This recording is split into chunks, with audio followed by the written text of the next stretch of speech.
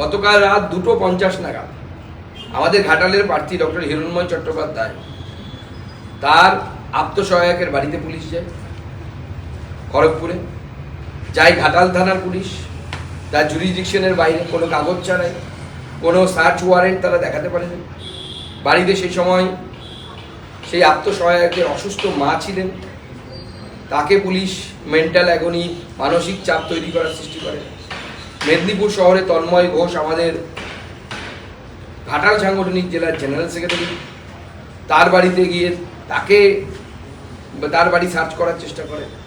অনুরূপে ঘাটালে সৌমেন মিশ্র, তার বাড়িতে যায়। তার আগে কোলাঘাটে আমাদের বিরোধী দলনেতা শুভেন্দু অধিকারীর অফিসে পুলিশ গেছিল। এবং সব থেকে বড় কথা, পুলিশ ধরে নিলাম কোর্টেরও উপরে, মমতা বন্দ্যোপাধ্যায়ের পুলিশ তো কোর্টের উপরে হতে পারে, কোর্ট মানা করেছে শুভেন্দুবাবুকে ওখানে যাওয়া যাবে না, তারপরেও তারা গেছে।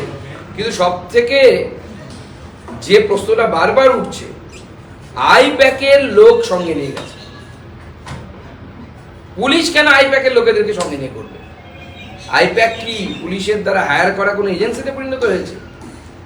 এর তদন্ত হওয়া উচিত এবং সেই ওসির বিরুদ্ধে বা যে অফিসারের আদেশ দিয়েছে, নির্দেশ দিয়েছে, তার বিরুদ্ধে নির্বাচন কমিশনের ব্যবস্থা নেওয়া উচিত। ভোটের আগে মেদিনীপুরে একের পর এক জায়গায় বিজেপি নেতাদের বাড়িতে রেড হয়েছে এবং একজন মন্ডল সভাপতি মনে হয় আপনাদের অ্যারেস্ট হয়েছে।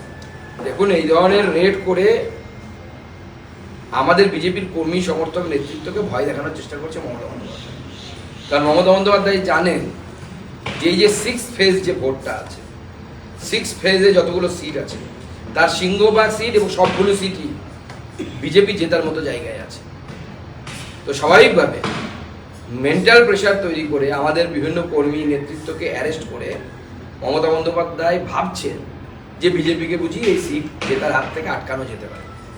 তবে মাননীয় মুখ্যমন্ত্রী, আপনাকে আমি আশ্বস্ত করছি, আপনি মূর্খের স্বর্গে বাস করছেন।